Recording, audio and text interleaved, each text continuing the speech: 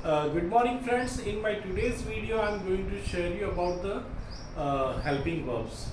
તો અંગ્રેજીની અંદર અમુક વાક્યનો પૂરા કરવા માટે અમુક જે ખાસ શબ્દોની મદદ લેવામાં આવે છે એવા શબ્દોને હેલ્પિંગ વર્બ્સ કહેવામાં આવે છે. તો જે અગત્યના કંઈક હેલ્પિંગ વર્બ્સ છે એ કંઈક આ મુજબ છે.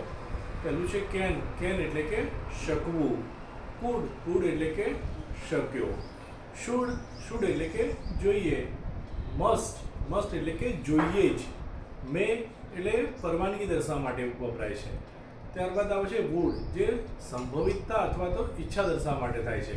ત્યારબાદ આવે છે હેવ ટુ, એટલે કે મારે કોઈ ક્રિયા નથી કરવી પણ વર્તમાનમાં કરવી પડે છે એવો ભાવ દર્શાવવો હોય ત્યારે હેવ ટુ વપરાય છે.